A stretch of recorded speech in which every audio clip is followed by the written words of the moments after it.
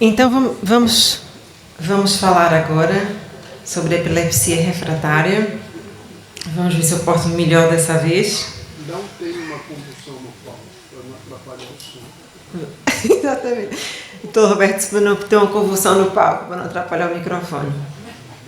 Não vou me mexer muito. E vamos falar sobre epilepsia refratária.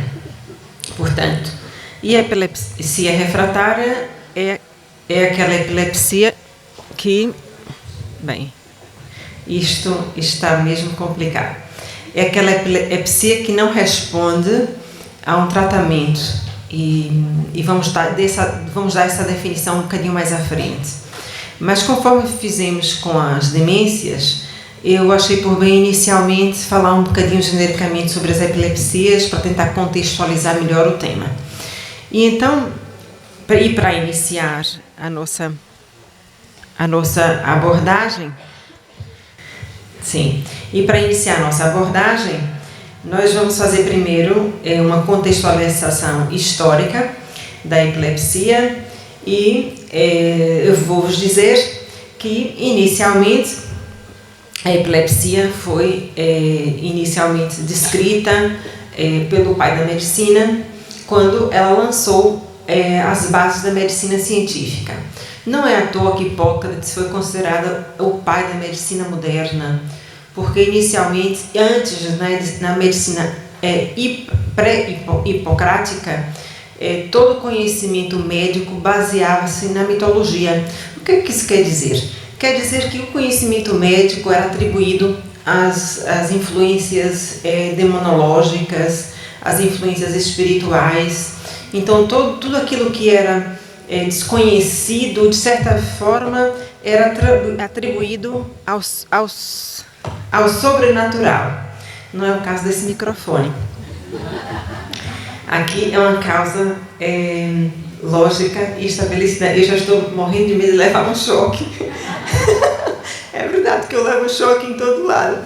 Portanto, eu estou aqui torcendo um bocadinho o cabo do microfone para ele funcionar. Portanto, então, Hipócrates, vamos lá dizer, foi considerado o pai da medicina porque ele dizia que a epilepsia não era mais sagrada do que qualquer outra doença, defendendo a sua base orgânica. Então, por isso mesmo, foi uma das primeiras pessoas que definiram a base da organicidade da origem da epilepsia. Muito bem. Antes disso, na antiguidade, ainda assim, a epilepsia foi descrita por um médico pela primeira vez, por um médico chamado Avicena, no século XI, e significava acometer de surpresa. E também por isso, ainda hoje, as crises epilépticas são chamadas mal comicial, porque eram quando os deuses lançavam a sua ira durante os comícios e por isso durante muito tempo as crises convulsivas denominadas mal comicial, que era quando os deuses estavam muito chateados com o povo e então lançavam a sua ira sobre este povo e alguém, um desgraçado qualquer, portanto, lá no meio do povo tinha uma crise convulsiva. Então, aquele pagava as contas dos deuses, portanto, lá tinha a sua crise convulsiva e tinha o seu mal convulsial ou a sua convulsão.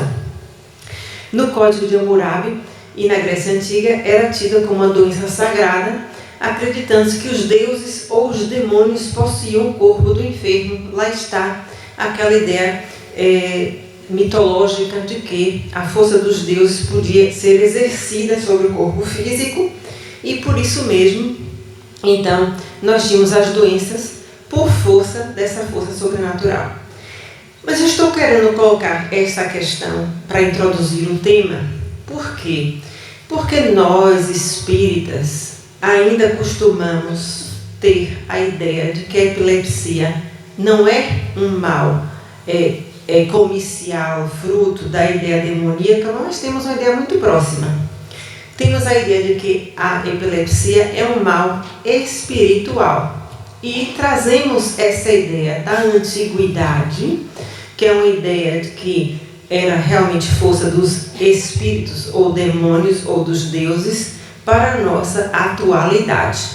Então, eu volto aqui a referir aquilo que já foi dito hoje algumas vezes, para chamarmos a atenção de que tudo aquilo que a gente desconhece por ignorância ou falta de conhecimento, não vamos atribuir a uma causa espiritual.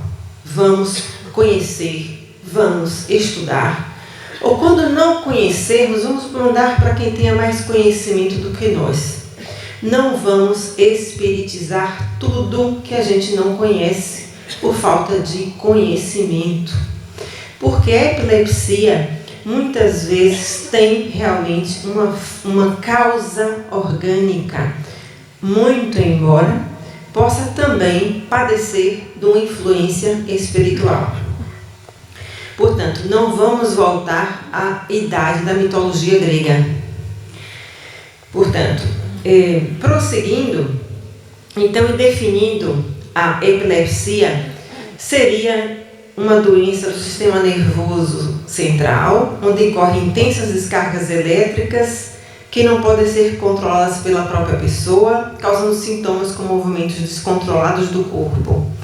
E a epilepsia refratária seria quando justamente essa epilepsia não se torna tratável, ocorre em 30% dos indivíduos com epilepsia, e quando existe a conjugação de mais de um tipo de tratamento neste indivíduo, sem resolução dos sintomas. Então, nós temos muitos medicamentos antiepilépticos que vocês conhecem, como o valproato de sódio, que é um dos mais conhecidos, a carbamazepina, que é o mais antigo, temos a lamotrigina, temos o levetiracetam, que é o Keppra, que é aquele assim, talvez um dos mais novos. Temos, e muitas vezes, mesmo com a associação desses antiepilépticos, a pessoa não resolve a sua sintomatologia. É uma doença de difícil diagnóstico, porque mesmo fazendo recurso a vários tipos de exames, muitas vezes a gente não consegue dar o diagnóstico. Por quê? Porque sendo uma doença que é uma expressão de uma descarga elétrica no cérebro, muitas vezes não se consegue apanhar o momento exato quando acontece este momento. Então, muitas vezes há o exame, mas não existe o diagnóstico. Por exemplo, o eletroencefalograma, só 5% é positivo neste tipo de epilepsia. Então, o eletroencefalograma, que é aquele que se pede de uma forma mais rotina, talvez o mais barato, é um exame que muitas vezes não dá o diagnóstico. Só 5% das pessoas que o fazem é que conseguem ter o diagnóstico através de um eletroencefalograma. Então, realmente é difícil de diagnóstico. Mas, por exemplo, pode-se fazer no diagnóstico diferencial um TAC, uma tomografia computadorizada, uma tomografia por emissão de positrons, para perceber se existem outras causas, uma ressonância para se ver uma esclerose mesial, que normalmente se dá um diagnóstico, e mesmo assim é às vezes difícil, porque muitas vezes o foco de descompensação está tão profundo no cérebro que não é possível diagnosticar onde é que está essa descarga elétrica anômala no nosso cérebro. Mas realmente é muitas vezes negativo, ou existem exames que de fato não conseguem diagnosticar a epilepsia. Mas qualquer um de nós pode ter uma crise epiléptica durante as nossas vidas e não termos realmente o diagnóstico de epilepsia. Então, não é ter uma crise que temos o diagnóstico. Por exemplo, como foi dito aqui hoje, uma criança com febre alta pode ser passível de ter uma crise epiléptica. Por quê? Porque tem um evento desencadeante que pode realmente causar uma crise, que é um fator externo que é precipitante. Ou, por exemplo, se nós inalarmos monóxido de carbono, que é um elemento tóxico, podemos ter uma crise epiléptica. Se, por exemplo, ingerirmos uma quantidade tóxica de algum elemento, podemos ter uma crise epiléptica. Se tivermos uma infecção do sistema nervoso central, podemos ter uma crise epiléptica. Se tivermos um tumor no nosso cérebro, podemos ter uma crise epiléptica. Não quer dizer que sejamos epilépticos. Então, em resumo, nós temos o epiléptico, é aquele indivíduo que tem descargas anômalas no seu cérebro ou uma excitabilidade cerebral anômala. E a epilepsia refratária, quando nós não conseguimos tratar convenientemente aquele indivíduo. Na maior parte dos indivíduos, mesmo aqueles indivíduos que são tratáveis convenientemente, podem ter em algum momento alguma crise epilética. E para os neurologistas, que são os médicos que acompanham esses indivíduos na sua clínica, não são os psiquiatras, são os neurologistas, ter uma crise de vez em quando, a gente sabe que é até benéfico para o epilético. Por quê? Porque, de fato, descarregam qualquer coisa no sistema nervoso central que os tornam mais equilibrados. Muito bem. Então, nós poderíamos dizer, de uma forma geral, que a Liga Americana de Epilepsia nos diz que é uma predisposição persistente para a ocorrência de crises epiléticas secundárias à atividade anormal do cérebro. E o que é que causa essa atividade anormal no cérebro? Ou essa descarga excessiva e síncrona de algum grupo de neurônios no nosso cérebro? E aí nós vamos voltar para a nossa conceptualização do nosso corpo perispiritual. Na nossa visão espírita, tudo que existe no nosso corpo físico é porque antes existiu no nosso corpo perispiritual. Então, a epilepsia, enquanto doença crônica, ela está plasmada no nosso corpo perispiritual. Então, efetivamente, não estou a falar das crises epilépticas isoladas. Estou a falar enquanto epilepsia. Seria uma doença dita kármica. Então, quem tem uma epilepsia é porque efetivamente existe uma descompensação energético-espiritual no seu corpo perispiritual. Então, quando nós dizemos assim, então por que existe uma epilepsia refratária? Porque existe uma necessidade de compensação no seu corpo perispiritual. A primeira questão que nos vem à mente, então por que falham os tratamentos? Não são porque os tratamentos deixam de ser falíveis, é porque o perispírito precisa ser compensado. São porque existem sempre obsessores que não nos deixam tratar? Não. A primeira questão que sempre nos vem ao consultório nessa pergunta de sempre é: eu estou obsediado? Por que as pessoas não pensam, será que eu sou meu obsessor? Será que eu preciso me tratar? Será que eu preciso fazer uma reformulação íntima do meu ser? Será que eu preciso mudar a minha sintonia espiritual? O que eu preciso melhorar em mim? O que eu vim fazer na minha vida? O que eu preciso? Qual é o meu projeto reencarnatório? Por que eu vim com a minha doença? O que a minha doença precisa me ensinar? Para onde o meu caminho aponta? Para o meu melhoramento interior, para a minha reforma íntima. Então, a minha descompensação perispiritual advém da onde? Do meu ser espiritual. E é este caminho para onde aponta o meu melhoramento interior. As crises podem ser focais, que é originada no hemisfério cerebral, e aí nós poderíamos enumerar N causas perispirituais reencarnatórias. É aquela pessoa, por exemplo, vou dar aqui N exemplos. Por exemplo, vamos supor que um indivíduo morreu na câmara de gás. Ficou intoxicado numa vida passada, por exemplo. Pode reencarnar, quer com a doença respiratória, mas também pode reencarnar com crises convulsivas, porque intoxicação foi no seu perispírito também. E intoxicação, vamos nos enxergar sempre como um ser espiritual. Imagine se todos nós morrêssemos, nos desencarnássemos aqui intoxicados por uma fuga de monóxido de carbono aqui e agora. Nosso ser perispiritual ficaria intoxicado, íamos todos aqui para uma urgência espiritual no plano espiritual. E alguns de nós teríamos crises convulsivas, outros ficaríamos a dormir intoxicados por monóxido de carbono. Alguns de nós teríamos crises convulsivas, não tenho dúvidas, no plano espiritual. E alguns de nós poderíamos até ficar com compromissos a nível do sistema nervoso no perispírito, e lesões inclusive. Porque o nosso corpo espiritual não está separado do nosso corpo físico. Existe uma ligação, uma interligação permanente, intensa do nosso corpo espiritual com o nosso corpo físico. E imagine que todos nós fôssemos recambiados para o mundo espiritual e desencarnássemos. E alguns de nós ficaríamos com lesões. Por que a gente, quando pensa no passado, só pensa que a gente fez mal? Naquilo, sem dúvida, que fizemos. Atenção, isso é só um parêntese.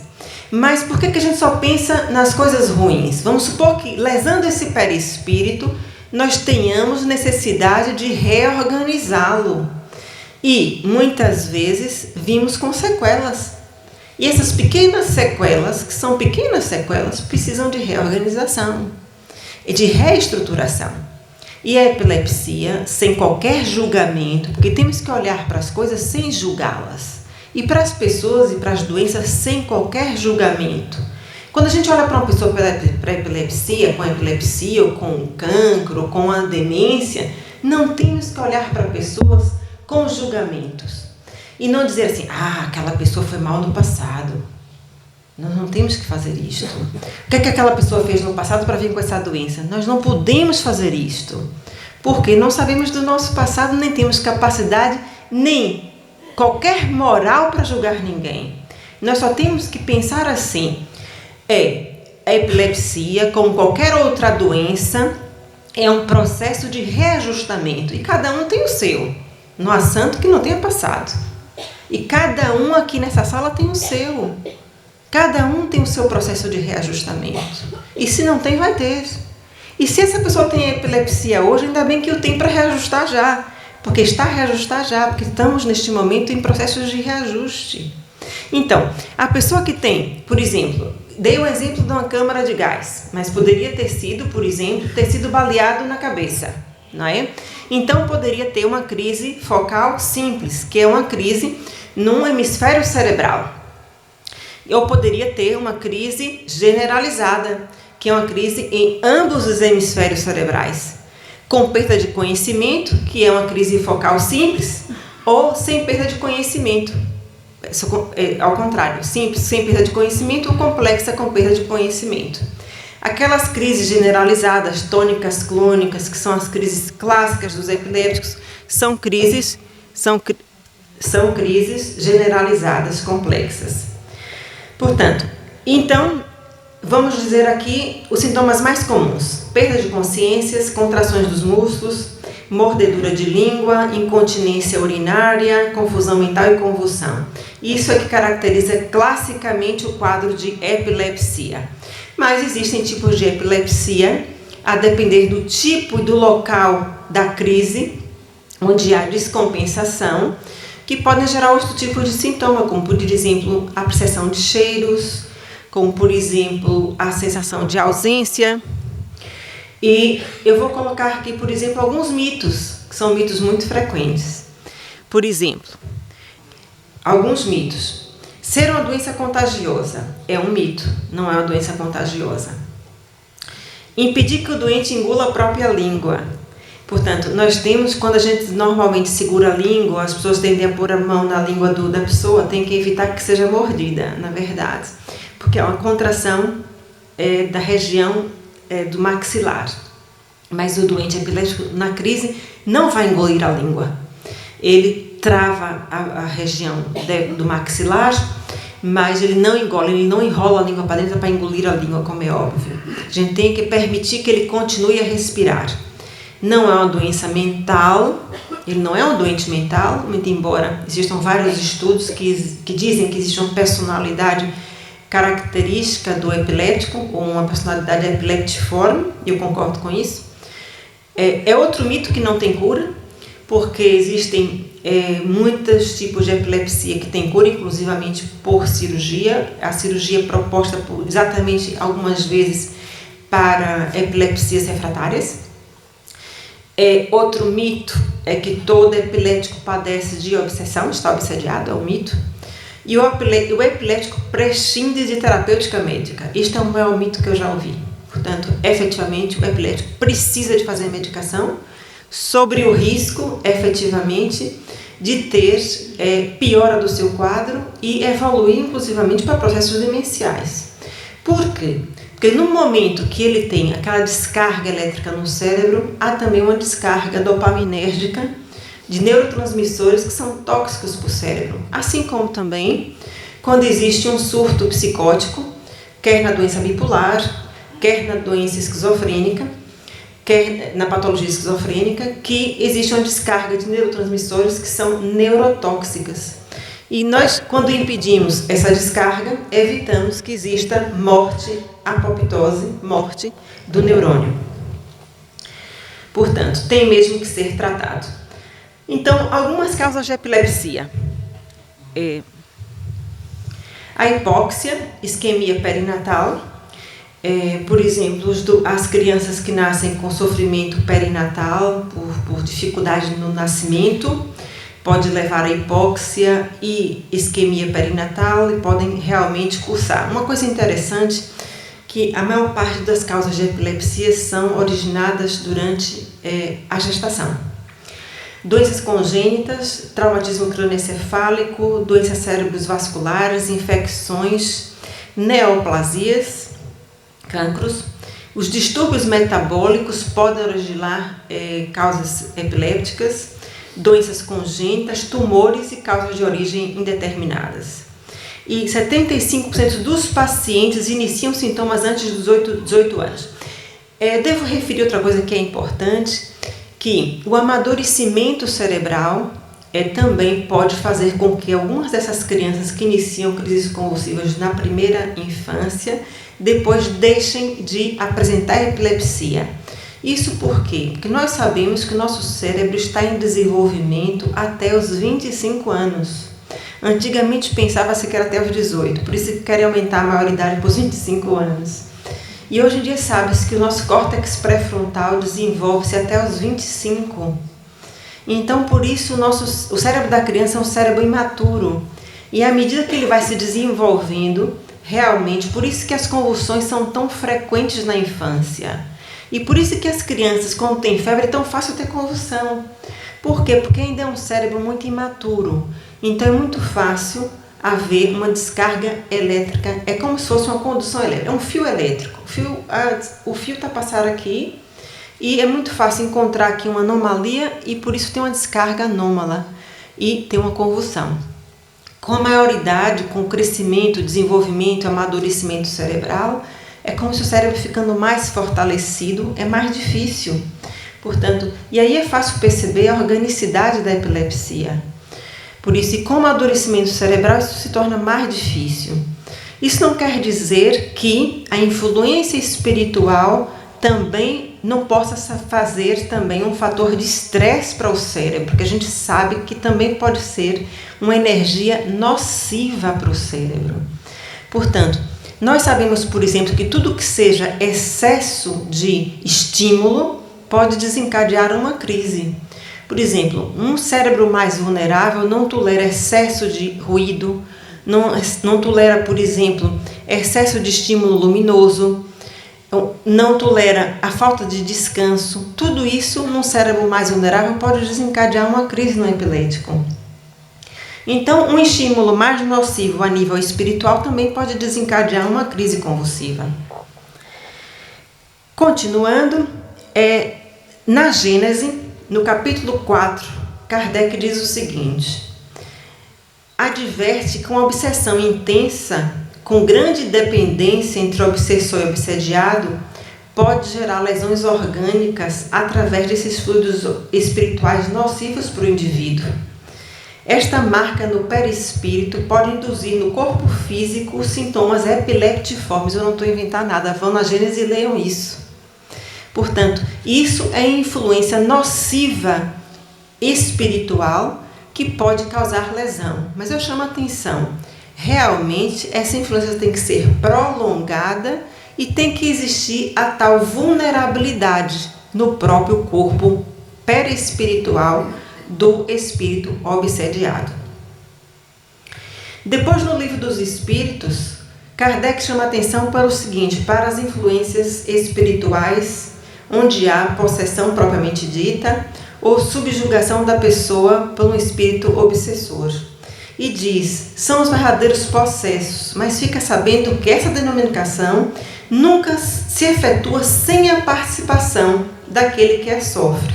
Mais uma vez, chamamos a atenção de que, realmente, quando existem esses fenômenos, tem que haver a vulnerabilidade ou a participação, e nunca causado somente pela outra parte espiritual. Nunca existe obsessão sem haver a presença do obsediado, ou sem haver a contrapartida do obsediado na parte para que exista realmente a obsessão. Então, com isso eu quero dizer que quando falamos em epilepsia refratária, não queremos chamar a atenção quando os exames diagnósticos dão negativo. Normalmente a gente tem a tendência a dizer, só pode ser influência espiritual. Queremos dizer que há uma grande dificuldade de diagnosticar de fato a patologia, porque é uma patologia em que a própria condição, por ser uma disritmia elétrica e efetivamente causada por esta disritmia, portanto, é de difícil diagnóstico. E não é uma anomalia que se tenha, que exista porque existe ali uma massa, porque existe... A massa pode causar, mas é uma patologia elétrica, de uma disritmia, uma desregulação elétrica do cérebro. Então, nem sempre é muito fácil existir essa dificuldade, essa facilidade em realmente existir o diagnóstico. Mas é muito importante, quando existir a obsessão, devolver essa responsabilidade para o obsediado na sua contrapartida de responsabilidade no seu processo obsessivo. E nunca, mas nunca, realmente suprimir a necessidade de intervenção médica. Portanto, partindo para algumas questões de diagnóstico diferencial, eu gostaria de chamar a atenção para duas circunstâncias principais, que é uma circunstância que é uma síndrome vasovagal, que muitas vezes é confundida com a epilepsia, mas que é uma circunstância que também é confundida com processos obsessivos, e uma outra circunstância que eu vou explicar também, que são as crises não epilépticas psicogênicas ou as crises conversivas, que nesse capítulo são de origem próprias do indivíduo e que efetivamente podem ser confundidas com fenômenos obsessivos. Portanto, nas síndromes vasovagais há uma perda de consciência transitória, não traumática, mas cuja fisiopatologia básica é uma hipoperfusão cerebral de sangue para o cérebro, devido a uma dificuldade na perfusão da artéria cerebral. É comum na adolescência, mas é transitória e normalmente há uma desregulação gerando hipoperfusão e a pessoa desmaia. Mas normalmente ela é transitória. Muitas vezes a pessoa perde a consciência de repente e isso é confundido com influência espiritual, porque depois a pessoa volta à consciência ou mediunidade. Eu já recebi alguns casos desta situação e efetivamente não se trata nem de uma situação e nem de outra. Portanto, é uma situação que é corrigida com alguns medicamentos específicos. Eu tenho um caso deste para vos contar, uma menina de 24 anos, com crise de desmaios súbitos, desde os 8 anos de idade, e eu dizia para os pais e dizia o seguinte, mas olha só uma coisa, ela veio com diagnóstico de obsessão do centro espírita, e eu dizia assim, caramba, mas uma obsessão desde os 8 anos, há 6 anos ela está obsediada, e ela de repente, do nada, desmaiava. Eu disse, mas não pode ser. Já fizeram todos os exames, perguntavam e me trouxeram. Piorou no início da adolescência, e é comum, realizou, aí está, todos os exames eram todos normais, eletroencefalograma, TAC, ressonância, vídeo EEG, que é um vídeo em que a pessoa é monitorizada com eletrocardiograma e videovigilância. Portanto, tinha no vídeo uma crise, caía e o exame era normal, tá aí, tudo normal. Voltou para o centro espírita, tá vendo? É obsessão, só pode ser obsessão. Porque estão todos os exames normais e continua tudo, a menina continuava a ter crise. Portanto, fez um eletrocardiograma normal, fez um Holter 24 horas normal, fez um tilt, tudo normal. Todos os exames eram normais. Portanto, e aí a única coisa que sobrava era a obsessão. Continuava com a possibilidade de ter obsessão. Não respondeu ao uso de convulsivantes, mas também não melhorou da desobsessão. Foi ao centro espírita, fez um tratamento de desobsessivos, não dava nada, os anticonvulsivantes não davam nada, e de repente estava numa urgência de Santa Maria, teve uma crise, foi apanhada por um intensivista e foi visto que realmente ela tinha uma crise vasovagal de hipoperfusão cerebral. E a menina quase ia dessa para melhor, porque efetivamente ela tinha uma hipoperfusão cerebral e na altura foi aferido isto e foi passado medicamentos específicos para essa condição e a menina melhorou e realmente com o amadurecimento isto vai passando com a idade da adolescência. E é uma síndrome, ela fazia aminofilina, amiodarona, fez medicamentos para hipotensão e efetivamente ela melhorou das crises súbitas de hipotensão. Mas tá aí, todos os exames eram também normais e não eram crises convulsivas nem eram obsessão. Depois, há uma condição que são as crises não epilépticas psicogênicas e são descritas como as PNES ou CNS e cerca de 4% de todos os pacientes supostamente epilépticos e até 20% dos indivíduos encaminhados a centros de estudos de epilepsia não entram nos diagnósticos de epilepsia, mas de outras afecções. E mesmo em pacientes reconhecidamente epilépticos, parecem existir esses tipos de crise em torno de 10 a 30%.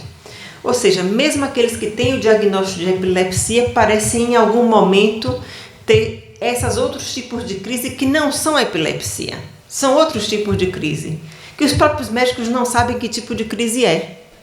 Pronto, e aí a gente questiona, são crises psicogênicas? Crises psicogênicas são de origem psíquica.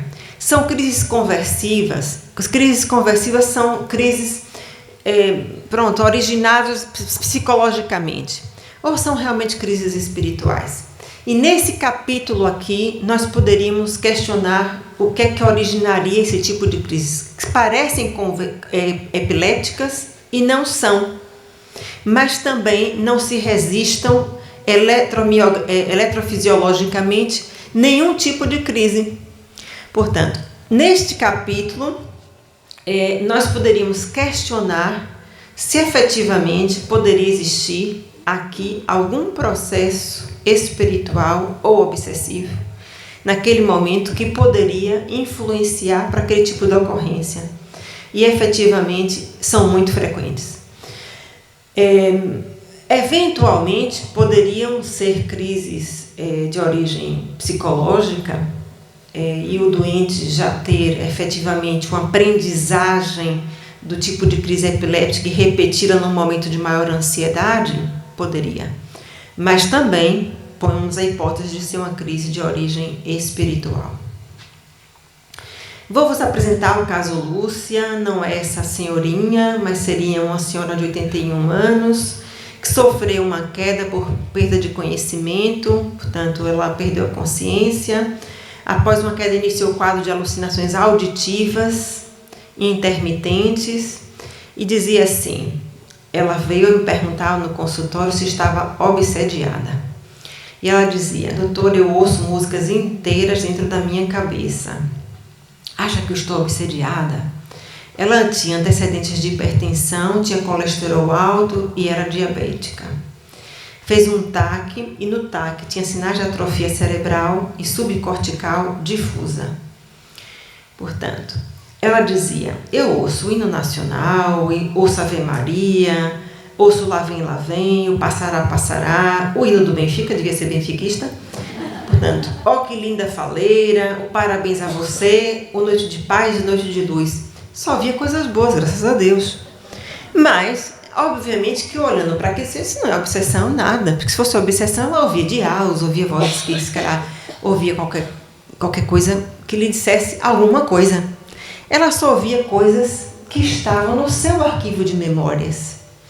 Provavelmente, quando ela teve aquela queda com perda de conhecimento, ela provavelmente teve um AVC que lhe fez uma cicatriz, uma lesão na zona da audição, onde ela provocou ali a tal descarga elétrica no cérebro, no disparo, na zona da audição, na zona da memória, onde ela guardou as respostas mnemônicas das músicas que ela já conhecia a vida inteira.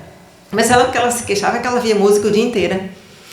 Portanto, então, ela teve antecedentes de AVC e a hipótese diagnóstica dela era realmente de epilepsia. O tratamento dela, e isso é descrito a nível da literatura, pessoas que têm AVC e depois cursam com epilepsia focal e têm alucinações auditivas.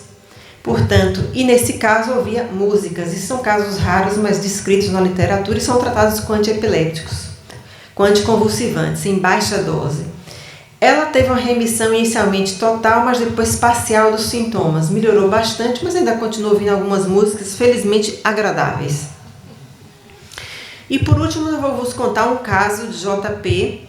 Foi um caso recente, que eu internei há uma semana, no meu serviço, um jovem de 47 anos, com convulsões desde a sua infância, nunca com controle parcial da sintomatologia epilética, seguido também na neurologia. No dia anterior tinha ido ao serviço de urgência para ser internado por agressões físicas a cuidador e violência no domicílio a 24 horas. O utente referia que partiu tudo em casa e teria morto a mãe a facada se a polícia não tivesse impedido. Portanto, ele tinha antecedentes médicos de debilidade mental, seguida neurologia e psiquiatria desde os 29 anos a 18 anos. Tinha 5 internamentos em psiquiatria. Antecedentes médicos, o pai suicidou-se por alcoolismo, e tinha também alcoolismo, e a mãe com problemas parecidos. Vivia com essa tia, que ele quase morreu, com aquele quase matou, era tia-mãe, desde 1 mês de idade. E a hipótese diagnóstica dele, ele tinha epilepsia, mas tinha também a debilidade. Ele dizia assim, ouvia vozes que mandavam matar a tia. Eu dizia assim, de quem eram as vozes? Eram dos meus colegas do colégio. Mas as vozes eram de quem? Do Tiago, do João. O que as vozes diziam? Para matar a tia. Mas por quê? Porque ela é má. Então, e hoje, o que é que sente? Hoje eu já não penso isso, mas por quê? Porque ela é minha amiga. Ok. Então, ele foi internado para proteção do cuidador, para compensação do quadro clínico e, de fato, o diagnóstico dele é de uma debilidade mental com marcada impulsividade e vulnerabilidade espiritual. Mas eu estou convencida que o JP tem um quadro de epilepsia e tem uma debilidade mental e que nesses momentos de maior impulsividade pode ser ajudado espiritualmente pelas suas companhias espirituais.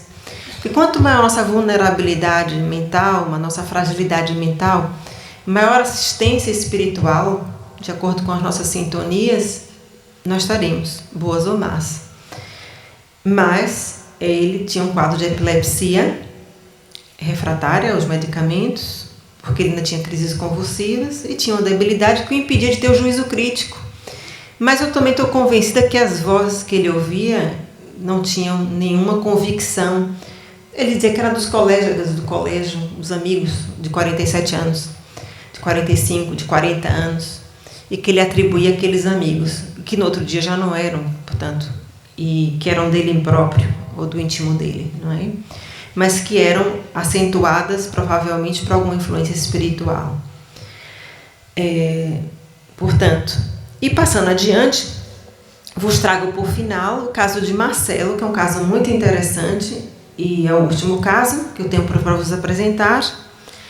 É um caso descrito por André Luiz no livro No Mundo Maior, que é um quadro de uma epilepsia num rapaz que se dedicou ao espiritismo, mas que desde jovem apresentava convulsões. Esse quadro é muito interessante porque não havia nenhuma influência obsessiva.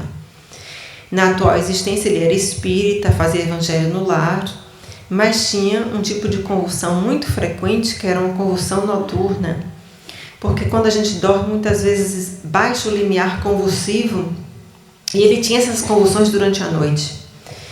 E ele tinha essas convulsões por quê? Porque no momento quando dormia, muitas vezes ele encontrava com os algozes do passado. E só a possibilidade de encontrar com esses algozes e ele rememorar todo o pesadelo que ele viveu no período intervidas, porque no passado ele cometeu muitos excessos por abuso do poder, ele tinha medo da tortura que ele viveu no período intervidas. Então, ele tinha tanto pânico que, ao voltar para o corpo físico, convulsionava. Então, ele tinha convulsões e, apesar da ajuda espiritual que ele tinha, quando voltava dos amigos espirituais que até o estavam a assistir, ele tinha essas convulsões quando ele retornava e muitas vezes estava em trabalho espiritual por desprendimento do corpo físico, mas quando percepcionava às vezes e por medo às vezes de encontrar com esses algozes no plano espiritual por desprendimento noturno, ele voltava às pressas e a correr para o corpo físico. Então, muitas vezes isso também pode nos acontecer. Não havia qualquer processo obsessivo, mas por culpa e remorso, ele vinculava-se às entidades do passado, desencadeando um processo de epilepsia refratária. Isso para nos recordar que a nossa mente é poderosíssima no sentido de trazer as nossas emoções e de nos fixar a estados doentios da alma. Portanto, muitas vezes, nós nos fixamos a determinadas circunstâncias e situações por conta das nossas emoções.